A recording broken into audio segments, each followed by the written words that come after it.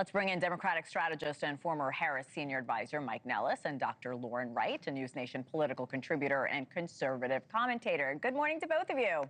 Morning. Lauren, I'll start with you. The president suing the Wall Street Journal. You just heard me and Raquel talking about it. Also, Rupert Murdoch.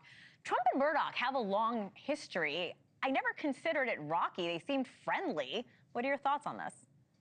Well, look, the reason the Wall Street Journal has credibility is because they release bombshells on Democrats and Republicans alike, and it's simply not their job to protect or defend the president. It's a pretty clear-cut issue. But, you know, the reason this scandal is so objectively bad for the president is because it's a lie. You know, it's either a lie that there was a client list, as you just mentioned in the previous conversation, or it's a lie that they ever intended to release the files. And I can't believe I'm saying this, Henna, but I'm actually kind of impressed with the stick-to-itness of Marjorie Taylor Greene and the Lauren Boeberts of the world, because they are very willing to depart from Trump on this, and it was a campaign promise. It's just bad no matter how you slice it. Mike, your reaction? Yeah, Donald Trump's been playing with fire for his entire political career on conspiracy theories, giving way to a home for people who believe that Barack Obama wasn't born in the United States, that Muslims were cheering 9/11 from New York City rooftops. And it's all been nonsense. And so, again, he's stuck in a position where he's either lying about what's in the files, what's not in the files, and his relationship with Jeffrey Epstein, which we know he's lying about because there are photos of him partying with Jeffrey Epstein. They were very clearly friends. When it comes to this Wall Street Journal article, it's about a doodle that Donald Trump drew in a strange letter that he wrote to him for his birthday. Donald Trump claims that he never doodles. It's objectively false. There are a number of times that he has auctioned off a handwritten doodle that he has made himself with his signature for charity. So, like, we know that he is someone who does doodle, and then he lies about that. So he has no credibility here. Neither does Pam Bondi. Pam Bondi says, the list is on my desk. I'm going to release the list. Kash Patel says, when I'm FBI director, I'm going to have access to the list and the flight logs, and I'm going to release them. The minute they have access to that power, they don't do it, and they keep stringing people along. And now they want to unseal the grand jury testimony, which is a fraction of what's actually in the Epstein files. That's just a distraction. They know that they're not going to release anything significant because so much of it's going to have to be redacted to protect the victims, which is the right thing to do. But Donald Trump and Pam Bondi and Kash Patel could end this right now by releasing the Epstein file, by releasing the flight logs, by being honest and transparent, and they won't, which tells you everything about what's in those files. Lauren, talk to me about these claims and just the impact it has on the Republican Party, but really overall. Well, I actually don't think it would have the big impact it is right now if there was more transparency. And trust me, there's a lot of powerful Democrats in that file, too. There's Bill Clinton on the plane almost 20 times. There's Bill Richardson, you name it. And so what's strange to me, strategic-wise, is, you know, why make this into a bigger story when probably politically it's a wash and we don't know what's in there. It was a major campaign promise, and it's completely distracting from some very big successes that the administration has had on implementing policy. The DOJ is now asking the judge to release the grand jury testimony in this case. I spoke to attorney Misty Maris earlier in the show. She said the testimony is not likely to bring the answers that a lot of us are looking for. Lauren, I'm going to stick with you for a minute. Is Pam Bondi now caught between a rock and a hard place, especially considering she said she had the list on her desk? Yes, I think, you know, if I had to guess, maybe she didn't have the list, but it was a manner of speech or something like that. But that's just as bad. I mean, this is not good for the president. It's not good for the administration. Unfortunately, what happens in every single presidential administration is secretaries like Bondi ultimately take the fall and the president blames it on them. But I don't really know how this will shake out because, again, she is doing some really good work in other areas and she is implementing the president's agenda on many different fronts. She's a really effective advocate for him, but this is a pretty big mistake. And Trump still has been very complimentary of Bondi. He Yes. really seems to be a fan. Mike, despite all the heat on Republicans that we're seeing, the Democrats are kind of flatlining right now. I think that's a safe assumption. Talk about the challenges the Democratic Party is facing.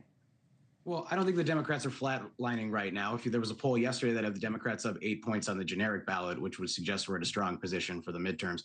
But I want to take a step back on Epstein for a second, because what people hate about American politics and what they dislike about our government is that the rich and the powerful are never held accountable.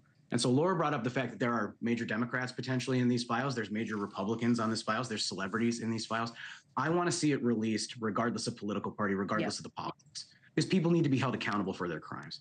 And I'm sick and tired of it, whether it was the Wall Street crisis in 2008, nobody was ever held accountable for tens of millions of Americans having their lives ruined and their homes taken away from them, whether it's the Diddy case, whether it's this case. I want to see people be held accountable for their crimes because the rich and the powerful were preying on young girls. And to me, this whole thing is super frustrating because Donald Trump and Pam Bondi and Kash Patel and the rest of them have played into a conspiracy theory because they believe that was electorally good for them. Donald Trump made the QAnon part of this country a huge part of the MAGA base, and now he's betraying them by refusing to do this. So I want to see people be held accountable. I don't care if it's Bill Clinton. I don't care if it's Donald Trump. Maybe Trump didn't do anything wrong. I don't know. Maybe this is the one time he's telling the truth, but I know that he's acting squirrely. So release everything, protect the victims, get it out there. Let's switch gears here now. This week on Capitol Hill, former Biden official Annie Tomasini refusing to testify on Friday in the House Oversight Committee's investigation into former President Biden's mental fitness. She is now the third witness to plead the Fifth Amendment after a subpoena following the former president's doctor and a former aide to the president and First Lady. Mike, I'm going to stick with you. Why are these officials refusing to testify? We're talking about transparency. Do you agree with the decision? Well, I'm all for transparency. I don't think anybody believes that the congressional Republicans are putting a serious investigation together. What they're trying to do is create a distraction. Every time Donald Trump's on the ropes about something, whether it's the economy and the fact that everything's more expensive and it's harder to buy groceries or buy a house, whether it's about Jeffrey Epstein or something, they start drudging up old stories that start coming up. And don't get me wrong, I'm the first Democrat to tell you Joe Biden should not have run for re-election. The way that his inner circle handled that was horrendous and hurtful to the party and to the country.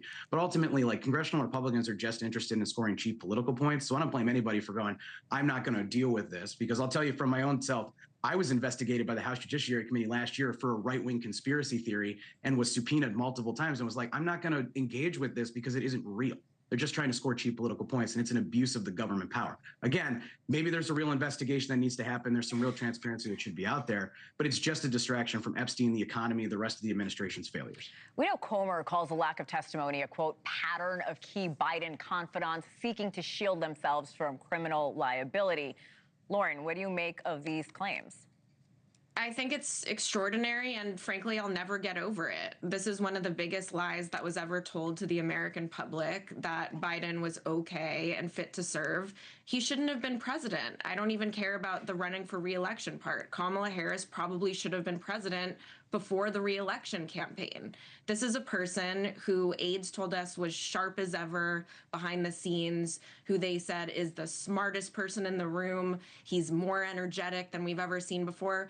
Those were lies, and that very clearly came to the fore in that debate performance where the president couldn't advocate for his agenda, couldn't put full sentences together. And it's really dangerous because he was elected and we don't know who's making decisions. And I would really, really like to know. I don't care if it is a Democrat or a Republican. That was a big betrayal. And I think this is one of the most important issues Congress can look into. I want to know the answers. Mike, how does the Democratic Party refocus the messaging away from the story? Well, I don't think it's about deflecting it away from the story, but I think what we have to do is start to embrace a new generation of leadership. Like, people are frustrated with the Democratic Party over what happened with Joe Biden, over the economy. Now everything, I would argue, is a lot worse and more chaotic under Donald Trump. But we need new, fresh leaders who are going to rise up, and we need to be putting them forward. We need to put them on TV. We need to be running them for office. We got to change the way we run our campaign. So I think it's just about building a new version of the Democratic Party and getting back to our roots. We're a party that fights for the little guy. We're the party that fights for working people. And we've gotten away from that right now. And about 80% of this country, whether you're Democrat or Republican, you voted for Kamala Harris or you voted for Donald Trump, you're struggling right now. Like, people cannot find enough money to put food on the table. They're using Klarna, those credit services, to buy groceries right now. This is ridiculous. And so we need to make sure that people have a pathway to the American dream, be able to buy a house, be able to retire with dignity, start a family. And we got to get back to that. And so don't get me wrong, I think there's some real staring into the abyss that Democrats have to do about what happened with Joe Biden and the way our party handled that. But ultimately, it's about getting back to basics about how we're going to help people. Mike Nellis, Dr. Lauren Wright, really appreciate both of you this morning. Thank you for coming on. Thanks. Thanks for having me. And